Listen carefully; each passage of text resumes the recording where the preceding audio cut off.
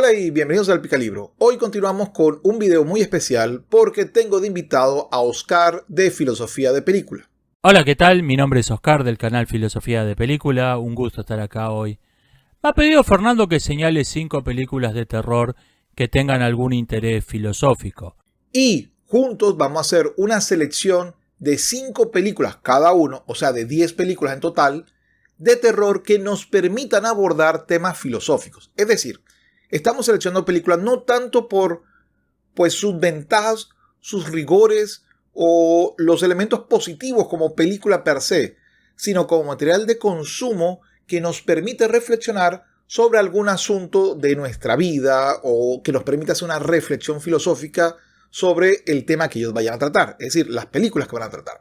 Así que recuerden, estas son películas que es bueno ver con personas con las que podamos conversar luego sobre nuestras impresiones, no tanto la calidad de la película, sino el trasfondo de ideológico o de las críticas que haga esta película a posiciones que consideramos ya tomadas. Por eso es que las llamo películas de terror filosófico. Podría también llamarse perfectamente películas para tener una discusión filosófica de sobremesa. Vamos entonces con la primera de Oscar. Yo creo que el mejor cine de terror es el que se refiere a la angustia. El buen cine de terror no nos asusta, nos angustia. Y bueno, esta selección que hice, estas 5 películas, son antes que nada películas angustiantes. Vamos con esto. The Hunger, o El Ansia en castellano, de Tony Scott, cuenta la historia de 2 mujeres, Sarah y Miriam, quienes se interesan cada una en las actividades de la otra. La primera es una científica que está estudiando una técnica para detener el envejecimiento, derivada del estudio de monos que sufren de envejecimiento prematuro.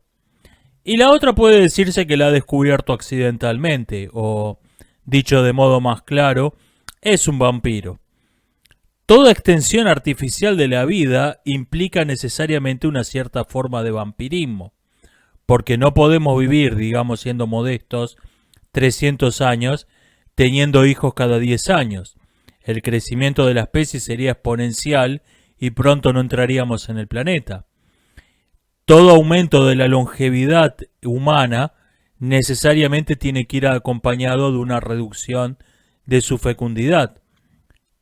Piensen esto llevado al extremo. Si viviésemos 300, 400 años, ¿cuánto le toma a una persona tener un hijo desde la concepción hasta que éste puede valerse por sus propios medios? ¿10, 20 años? Esto representaría un porcentaje cada vez menor de su vida y por lo tanto tendría un impacto emocional cada vez menor, cada vez sería menos importante. En una sociedad de personas que viven 400 años, sería común oír conversaciones como discúlpame, ¿de dónde nos conocemos? Que no me acuerdo. Soy tu hijo. Ah, cierto. ¿Cómo andabas tanto tiempo? Yo colocaría el abogado del diablo en primer lugar, porque así como Nietzsche decía que el cristianismo era platonismo para las masas o platonismo para el pueblo, yo creo que la versión de los 7 pecados capitales más las virtudes cardinales es también una versión muy light, muy fácil de entender y muy extendida, por cierto, de la ética de la virtud de Aristóteles. Es decir, la ética de la virtud, recuérdense que se condena el exceso y debe estar en una media. Bueno, los pecados los pecados mortales o los pecados, más las virtudes cardinales, si las sumas, es más o menos esa visión. Es como esto puede ser muy malo y llevarlo a lo malo. Pero lo que me interesa de esta película es el concepto que el diablo es mucho más humano que Dios, en el sentido en que el diablo responde más a nuestra naturaleza, mientras que el concepto de Dios responde más a lo como deberíamos de ser, cómo debemos de comportarnos. También nos recuerda mucho a una continua que, por cierto, hoy en día hace mucho tiempo se dice que esto no es correcto, es con respecto a la educación moral. La moral no es algo intuitivo, la moral se debe educar. Es importante la educación moral de las personas, o la reflexión moral por lo menos. Es decir, saber que podemos determinar como bueno y como malo, y por qué sería el concepto.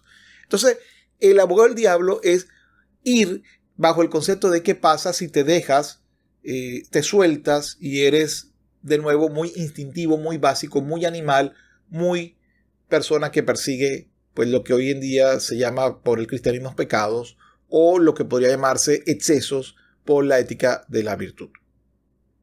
El final, que lo voy a dejar por acá. Vanidad. Definitivamente mi pecado favorito. Es uno de mis favoritos recordatorios para todas las personas. El pecado más importante o el exceso más importante en la ética de la virtud es la vanidad. Con el ego siempre nos van a comprar. Hay que recordarlo y cada vez que pues nos creamos un poquitico más que otro, recordar que la vanidad es el error número uno que cualquier persona puede cometer para tratar de analizar, relacionarse con los demás o entender el mundo, lo que esté sucediendo. La aldea de los malditos, The Village of the Damned, de Wolf Rila, más conocida por la remake de John Carpenter, pero personalmente prefiero la sobria versión original. La película cuenta la historia de una invasión extraterrestre que usa una estrategia típica. Mediante alguna clase de transmisión de radio súper avanzada, desmollan a la población de varias aldeas seleccionadas alrededor del planeta y allí impregnan a toda mujer en edad de tener hijos, y de estos embarazos nacen unos niños que son básicamente humanos, pero modificados genéticamente a imagen y semejanza de sus creadores. Estos tienen el objetivo de dispersarse por la Tierra, reproducirse y eventualmente eliminar a la humanidad. Algunos pensadores han dicho que toda institución social tiene el objetivo, directo e indirecto, de proteger a los niños y a las mujeres embarazadas. Desde el ejército a los observatorios astronómicos, todo tiene ese fin en última instancia. La estrategia de los invasores de Village of the Damned se aprovecha de esto y lo usa como un arma en nuestra contra. Es una estrategia similar a la que usa en la naturaleza el cuco, el cual pone sus huevos en el nido de otras aves y destruye los de estas. El ave entonces empolla los huevos y cría los pichones de su enemigo en vez de los suyos propios. Esta alienación de los vínculos familiares, quizá con métodos menos sofisticados que los extraterrestres, que usan los extraterrestres del film, es hoy explotada a gran escala por numerosos intereses políticos, económicos, etc. No es solo una fábula de ciencia ficción aterradora esto. Destino Final me gusta, vuelvo y repito, porque es una de esas películas que te da reflexionando. ¿Podemos realmente superar a la muerte? La verdad, todo el mundo sabe, y ese para mí es uno de los temas más interesantes de la filosofía, es el concepto de poder superar la muerte. Si podemos separar la conciencia del cuerpo, que ya per se es otro tema que vamos a tratar, pues entonces la muerte deja de ser terrible o tan terrible como lo es hoy, en el sentido de que es el fin de nosotros. La muerte es algo que ninguno va a poder escapar. Puede escapar una versión de uno, por ejemplo, un libro, un hijo o alguna obra que nos trascienda, y tal vez en la búsqueda de la trascendencia. Pero si por algún avance del transhumanismo o algo, la muerte deja de ser relevante, ¿qué sucedería? Sin embargo, vuelvo y repito, es el Destino Final, esta película en donde unos jóvenes se salvan de un accidente en un avión y por ende la muerte dice: ustedes no se debían de haber salvado, así que voy contra cada uno de ustedes. También es interesante porque, incluso hay una serie que son estas muertes que son como mínimo curiosas, es decir, que de repente no habían motivo para que esto pueda ser previsto y sin embargo sucedió. Bueno, lo mismo sucede acá. A veces es el término normal que al que le toca y punto. Es decir, y esto por cierto es una visión muy estoica. No quiere decir que esperes pacientemente lo que va a suceder, sino que aceptes las cosas que puedes cambiar y las que no, y que reacciones a ellas. Y la muerte es una de las cosas que no podemos cambiar, todavía no. Así que hay que aceptarlo y hay que entenderlo. Particularmente siempre recuerdo, las personas que me dicen saben que la frase que yo más utilizo, una de las dos frases que más utilizo en mi vida es: venimos con el tiempo prestado. Y no sé cuándo me la van a quitar. Así que lo mismo digo, no lo digo en todas las videos, pero realmente creo que venimos con el tiempo prestado, así que hay que aprovecharlo lo mejor que se pueda, porque no sé si el próximo video lo podré hacer o no. Yo aspiro a hacer muchos videos y vivir muchos años y ver nietos, pero estas son cosas que no podemos controlar. Entonces mi recomendación no solamente disfruta del concepto de la muerte como una cosa que te puede perseguir, que per se es interesante, los fallecimientos más pues extraños son aquellos que debería de ver, sino que además nos permite recordar que no podemos escapar, no importa lo mucho que hagamos de la muerte, y que esto debemos entenderlo con una visión estoica. La invasión de los usurpadores de cuerpos, en este caso prefiero la remake de Philip Kaufman a la original, tiene otras dos versiones que son ambas dignas del mejor de los olvidos. La invasión de los usurpadores de cuerpos forma parte, junto con La aldea de los malditos, la serie de TV Los invasores y otras ficciones similares, de lo que un crítico llamó irónicamente cuentos de terror macartistas. Uno de sus últimos grandes exponentes es La cosa de 1982. En estas historias, el enemigo no cae aparatosamente del cielo y sale de un trípode disparando rayos de calor y tirando humo negro en todas direcciones, sino que se infiltra sigilosamente y nos va destruyendo desde adentro. La versión original de 1956 es totalmente explícita como alegoría política.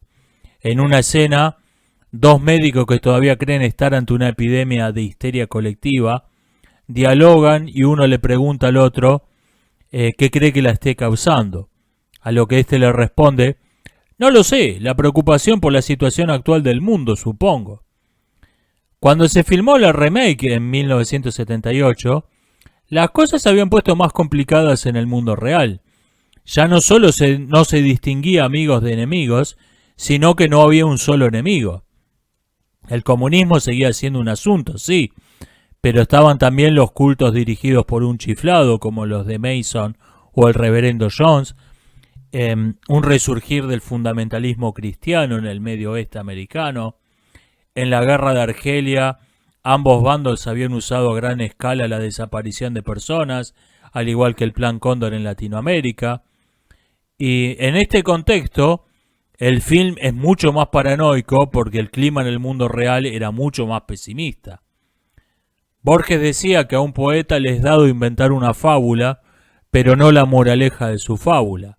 Bueno, yo creo que la remake es un film más interesante que el original, porque, aunque es claramente una alegoría también, no es obvio una alegoría de qué. La principal diferencia entre los dos films, sin dudas, es el final.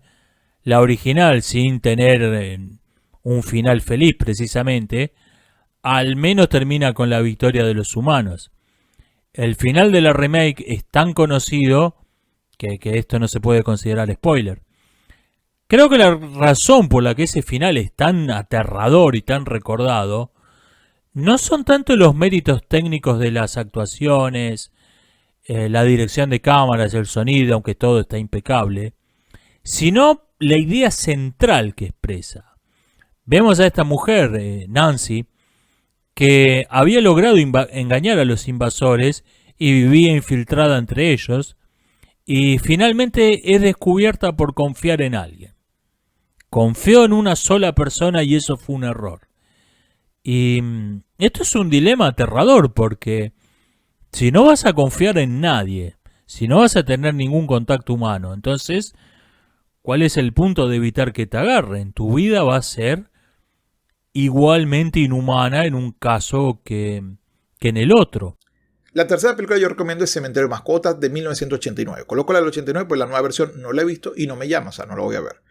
Pero sí creo que el tema central en Cementerio de Mascotas es si la carne es lo que nos hace personas. Es decir, si te revivo, siendo una persona cercana a mi familia o a mis amistades, y te revivo, ¿voy a traer a la persona de nuevo o voy a traer a un espectro de la persona? Cuando me refiero a un espectro, es un espectro carnoso, porque lo que se revive es la carne, no la personalidad, no el intelecto.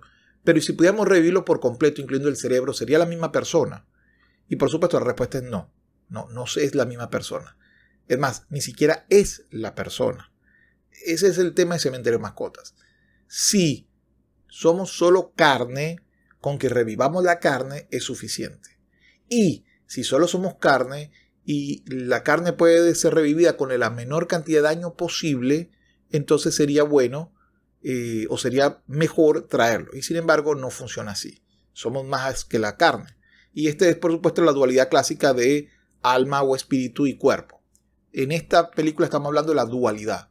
Es posible que no exista la dualidad y que solo seamos un pedazo de carne andando. Entonces la respuesta por supuesto es no, somos más que eso. Y por ahí nos vamos no solamente a Descartes, sino a todos los más de 500 años que se tiene discutiendo sobre el tema de la dualidad cuerpo-mente. Déjame entrar. Si conocieron esta historia por la versión de Hollywood, les recomiendo calurosamente ver la verdadera película. Y no dije la original, dije la verdadera. La película de Hollywood no es una remake, es una falsificación. Se ve parecida, pero carece por completo de su espíritu. Oscar es un niño suizo bulleado por un compañero de escuela llamado Connie. Oscar se hace amigo, novio o algo así de una vecina que resulta ser un vampiro. Ella lo alienta a defenderse, lo que termina en una escalada creciente de violencia. La violencia no está representada en este film de un modo lineal, con un victimario y una víctima fijos y la venganza vista como la inversión del orden previo. Cada personaje es alternativamente víctima y victimario. Es cíclico los roles de violencia. Oscar es abusado por Connie y sus secuaces. Connie humilla a sus secuaces, quienes se desquitan con Oscar. Connie a su vez es abusado por su hermano mayor. Estos son atacados por Ellie, el vampiro, y en el clímax de la película. Y a su vez Oscar maltrata a su novia vampiro, llegando a golpearla en una escena que fue descartada de la edición final. O sea, es un círculo perfecto. Cada uno es víctima y victimario alternativamente. La venganza es en esencia envidia. Vengarse es querer hacerle a otro lo mismo que se ha padecido como víctima. Y que ese otro sea la misma persona que ha infringido el daño es algo secundario a lo que se renuncia con facilidad. Lo único que puede cortar este círculo es el amor, que alguien no quiera hacerle daño a otro. El director Thomas Alfredson describió Déjame entrar como una historia de amor entre un vampiro que quiere ser una niña y un niño que querría ser un vampiro. Y hay que reconocerle que logró balancear dos géneros tan aparentemente incompatibles entre sí como el horror y una historia de amor. Por ejemplo, la escena del beso. Cuando la vi por primera vez, mi primera reacción fue ¡ah! Y bueno, más o menos eso es un resumen de esta película. En la contracara de este tipo de películas, en la contracara del tipo de películas de Cementerio de Mascotas, donde solamente me refiero a la persona, a una persona individual que voy a tratar de traer de nuevo, están las de zombies. Las de zombies son de mis películas favoritas, me encantan las de zombies, me río mucho con las de zombies y siempre toda una buena película de zombies es una buena crítica social o individual a algo. Así, por ejemplo, El Amanecer de los Muertos de 1978, el Dawn of the Dead, me parece una crítica espectacular a el concepto de primero el negocio, esos son los primeros 10 minutos, el primero el negocio o la vida comercial.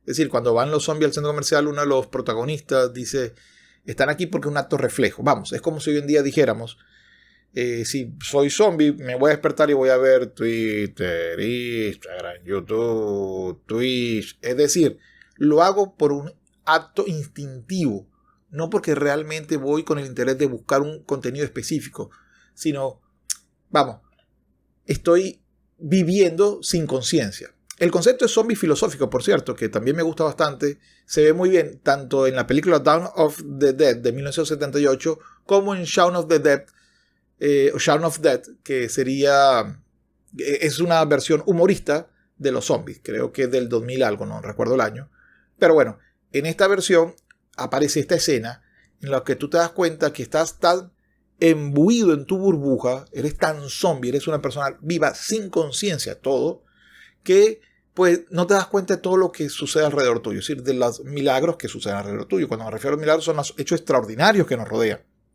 Vamos, dejamos de asombrarnos de la existencia y de lo que funciona y de lo que incluso no funciona que nos rodea.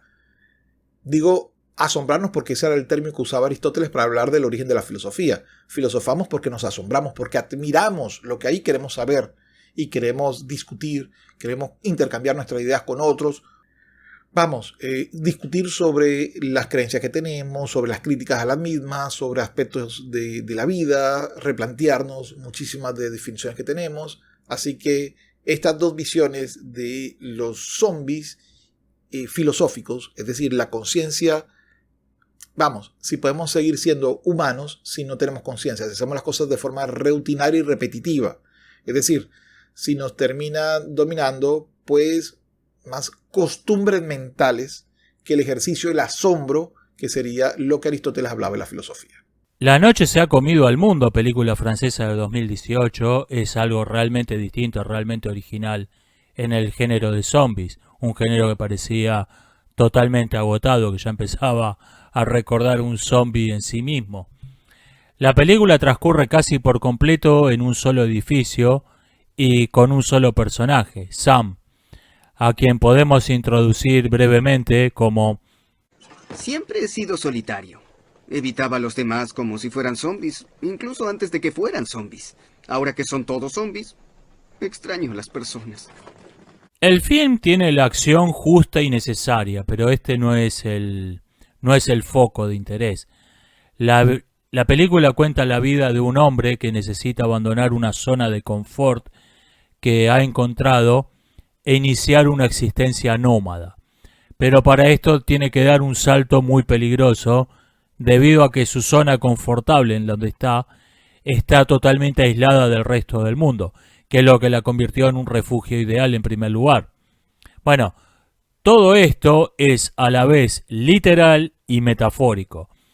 La noche se ha comido al mundo es un estudio muy cuidado sobre la soledad que nos invita a pensar si no estaremos nosotros viviendo nuestra vida como si estuviésemos en un apocalipsis zombie.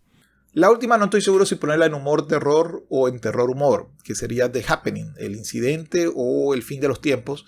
Es una película del 2000 algo y es esta donde, por supuesto, spoiler, las plantas quieren acabar con nosotros. Así que a mí me da mucha risa, pero obliga a reflexionar. Tres cosas. Primero, si los veganos son enemigos de las plantas, porque, bueno, las plantas sienten que los humanos estamos atacando el mundo. Pero lo que me parece realmente interesante, aparte del elemento de humor y todo esto de esta película, tiene que ver con la posibilidad real de la necesidad que tenemos del oxígeno que producen las plantas. Sin las plantas, nosotros no sobrevivimos. Así que siempre hay que recordar que pertenecemos a una esfera o una biosfera en donde requerimos de ciertas condiciones que nosotros mismos, nuestra tecnología todavía no es capaz de darnos o sustituirla. Vea la película creo que empieza de una manera y termina de otra. La película la coloco dentro de la risa, es jocosa, pero nos permite reflexionar sobre realmente la necesidad de entender que tenemos que mantener siempre el medio ambiente. Y ojo, vuelvo y repito, mucha gente confunde cambio climático con contaminación. No son sinónimos, por favor, no utilicen ese concepto. Este es un señalamiento contra la contaminación, no contra el cambio climático. De todas formas, aquí les dejo de nuevo los videos sobre el tema, la serie que hice sobre el tema. Bueno, muchísimas gracias, Oscar, por todas las películas que nos has recomendado. Y aquí tienes por lo menos 10 películas para que puedas ver y discutir. Lo sabroso de estas películas va a ser la discusión posterior de verla. Anota los temas con los que tú crees que la película está señalando como una crítica y luego conversa un rato largo. Y si no, déjame aquí los comentarios de qué película recomiendas tú que dé de terror en teoría y que tenga que ver también con críticas filosóficas. O de la cual se puede hacer unas buenas sobremesas filosóficas. Es todo por hoy. Antes de despedirme, quiero agradecer a mis Patreon que vienen de seguidas. Humberto On, David Garay, Patricio Orante, José Flores, Néstor Magnaut, Alfonso Jornet, Eva García Franco, Javier Aguirre, Paco Medialdea, Joaquín López, El Perro de Diógenes, Jaime García, Marvin Jarquín, Alex Rocío Cori, Marcos, Carlos Space, Humberto Ávila, Alfonso Leonel Virrojas, Leopoldo Hernández, N. Veces, Luis Vargas, Alberto González, A.I. Lula, Cris, Alfonso Cortina, Guillaume Pradrón, Gonzalo J.C., Salomón Camargo, Norman Saldaña, Jaime Almenares, Gonzalo Alsina, Harry Won, Miguel Morales, Enrique Palomino, Cris Valgo, Leucipo de Mileto, Felipe Hernández Bermeo, Tony Macías, Omar, Isaac Pozo, Abrazagorus, Manuel Pérez y Miguel de la Rosa. Muchísimas gracias por apoyar el canal. Muchas gracias por haber llegado hasta acá. Te invito a que me sigas en mis cuentas sociales de Instagram y Twitter, ambas con el nombre del Picalibro. Igualmente ya YouTube debe estarte colocando por aquí 2 videos de este canal para que pues sigas conociendo un poco lo que se ha hecho en este canal. Y te invito también a suscribirte a este canal y a mis 2 canales secundarios que son El Picalibro 2 y Capitán Cultura. Es todo por hoy. Muchísimas gracias. No dejes que otro piense por ti. Sapere aude y hasta luego. Nos estamos viendo. Hasta la próxima.